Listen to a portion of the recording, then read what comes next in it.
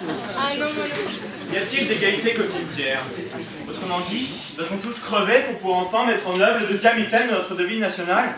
La réponse est oui. Ça ne sera pas échappé, et ceci ne manquera pas de vous faire remarquer que je ne fais que défendre le bon sens. Nous sommes tous profondément illégaux. En fait, comme en droit.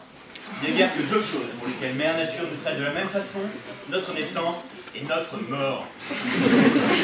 Les plus grands hommes de ce monde ne sont pas exemptés de cette ultime échéance, et ce au même titre que la pire gueusaille qui hante nos cités. Nous connaissons tous Hercule, ce célèbre homosexuel reculé de la Grèce antique. Et Hercule, tout ce milieu qu'il était, y est aussi passé, par la faute de sa femme d'ailleurs, qui a par mépris enduit sa tunique de la bave de l'hydre de Lerne. Hercule, après avoir enchaîné Cerbère, après avoir dressé des chevaux mangeurs d'hommes, après avoir chassé la gagnée de Cendrée juste en faisant des bouillés, après 18 guerres, après avoir ressuscité Alceste, après 4 épouses et 2 jeunes garçons, Hercule, ce MacGyver de l'Antiquité, est mort parce que sa femme s'est trompée de lessive. Dans le même registre, on peut citer Ajax. Ajax, dont la force surhumaine lui a permis 1. De se hisser au niveau d'Achille, au moins de son talon. 2. De devenir tête d'Hector, et voilà mon pote. Et 3. Faire tout cela sans les dieux, pas que ses petits camarades. C'est l'effet 3 en 1. Ajax est mort en s'emballant lui-même sur son épée. Vous m'avez compris. Sinon la mort, nous ne sommes en rien égaux.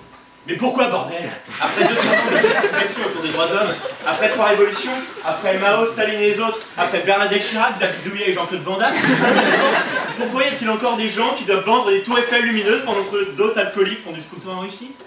Eh bien, c'est parce qu'au fond de nous, nous ne souhaitons pas l'égalité. Le défaut d'égalité, c'est que nous n'avons qu'avec le défaut d'égalité, c'est que nous n'avons qu'avec nos supérieurs, disait Henri Beck. Je sais, je le connais pas moi non plus. Je m'explique. Hier soir, je me suis décidé à aller, pour une fois, en histoire générale des grandes puissances. Après avoir battu mon record à Candy Crush Saga, je me couche assez tard, vers 3 heures. 4 heures plus tard, il est 7 heures. Mon radio réveil s'allume sur un interview de Vincent McDoom par Jean-Marc Morandini. J'ouvre les yeux, du moins j'essaie, car ma paupière gauche est soudée à mes cils par un coulis de pu.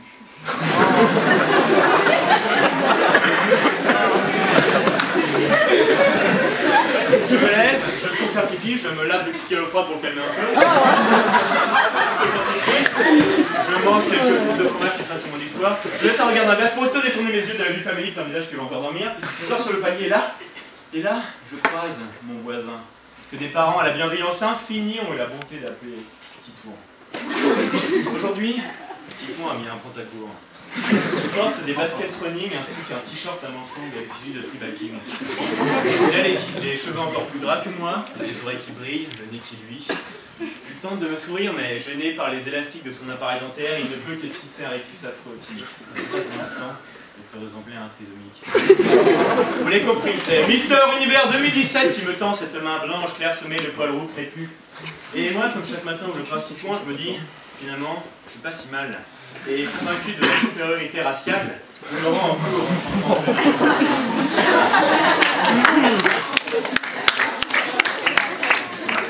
De la même façon, toutes les belles filles de cet amphi, et Dieu sait s'il y en a, toutes les belles filles de cet amphi, lorsqu'elles la croisent dans les couloirs, ne regardent-elles pas avec une satisfaction indécente, suivie d'un esprit non dissimulé? Clitorine, ma binôme de TD d'allemand, cette belle sirène, mi-femme, mi-ton.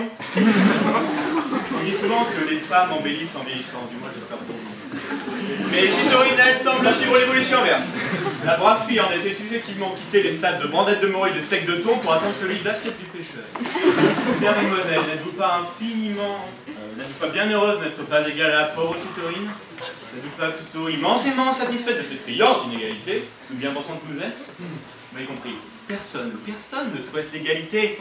Car enfin, voulez-vous être égaux à ces geeks qui étudient l'électrotechnique en IUT? Voulez-vous l'égalité avec tous ces demeurés de l'université? Voulez-vous que tout le monde ait diplôme de Sciences Po et qu'ainsi il ne nous serve à rien? Même moi? Parce que pourquoi je suis là vous parler de trucs complètement stériles pour lesquels vous avez sûrement autant d'intérêt pour une étape du Tour de France? Pourquoi suis-je là à vous parler, si ce n'est pour me prouver qu'impossible n'est pas français?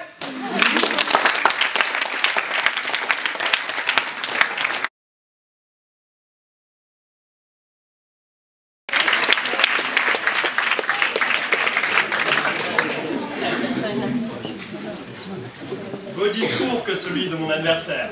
Je me permettrai, si vous le permettez, d'apporter quelques idées dans le débat. Il n'y a d'égalité qu'au cimetière.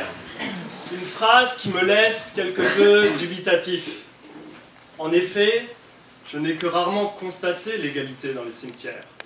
À ce que je sache, mon grand-père n'a pas été enterré dans une pyramide, contrairement à certains. Plus sérieusement, qu'est-ce que l'égalité? On s'attache trop souvent à définir une égalité de fait, objective, absolue. En réalité, l'égalité est un concept beaucoup plus vaste. Un auteur a recensé plus de 220 définitions différentes de l'égalité, cela dans la seule civilisation occidentale. Égalité de droit, égalité des chances, égalité de naissance, et tant d'autres. On se rend donc bien compte que cette notion vaste, mouvante, est à même de justifier toutes les constructions politiques, tous les systèmes idéologiques, comme l'a montré mon adversaire. 6 systèmes idéologiques il y a. Le plus obtus des penseurs néolibéraux prendra sans doute comme acquis une égalité à la base, une égalité d'accès pour justifier son système. Le plus criminel des darwinistes sociaux se justifiera avec une égalité des chances dans sa lutte pour le survie du plus apte. On voit donc par là que l'égalité a en réalité été présente dans absolument toutes les sociétés humaines. Les Spartiates ont sans doute été ceux qui ont porté l'égalité à son firmament. Ils vénéraient tant l'égalité qu'ils ont institué la propriété commune des terres, certains disent même des femmes, et ils s'appelaient eux-mêmes les égaux, tant ils étaient fiers de cette vénération pour l'égalité. À côté de cela, on voit qu'ils traitaient leurs esclaves de la manière la plus cruelle qui soit, sans doute la pire dans toute la Grèce antique. C'est que par le passé, trop souvent, l'égalité n'est revenue qu'au résultat que certains fussent plus égaux que d'autres. On a tendance à opposer classiquement la liberté qui aurait été naturelle à nos ancêtres, gambadant tout nus dans les forêts d'antan, se livrant à des activités qui peut-être ne seront pas étrangères à certains dans cet amphithéâtre, à une égalité qui nécessairement serait artificielle, produit des divagations d'idéologues tels que Marx ou autres. C'est le génie des pères de notre révolution d'avoir mis fin à cette opposition séculaire par une formule qui, dans sa brillante simplicité, étend sa sagesse jusqu'à nous. Liberté, égalité, fraternité. C'est que l'homme n'est pas seulement cet individu égoïste, hostile à toute entrave extérieure, mais qu'il est aussi un être dont la nature politique le pousse à s'accomplir dans la communauté de ses congénères. Loin d'être hostile à toute entrave, loin d'être une entrave, l'égalité est pour la liberté une garantie. Tous égaux, les hommes ne peuvent plus, ne veulent plus nuire à leur liberté respective. La fraternité est là pour réconcilier liberté et égalité. Et c'est ce sentiment d'égalité fraternelle qui instinctivement nous pousse à partager avec autrui, ou au contraire, nous pousse à nous indigner à la vue d'inégalités flagrantes. Alors certes, certains m'opposeront que les écophiles partagent moins que les autres. Mais au-delà de ça, si vous ne partagez pas peut-être avec un parfait inconnu, peut-être le ferez-vous avec votre voisin. Si ce n'est pas avec votre voisin, peut-être cela sera avec votre famille, vos amis, votre âme sœur. Le fait est que tous, nous voulons partager avec quelqu'un. L'égalité est tout aussi naturelle que la liberté. Comme elle est une idée et donc n'a pas d'existence propre, figée, éternelle, dans le marbre, mais n'existe que par ceux qui la portent.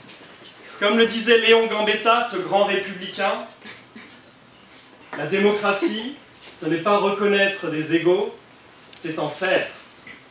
Il n'appartient qu'à nous aujourd'hui, qu'à vous, de porter ce rêve d'égalité. Je vous remercie.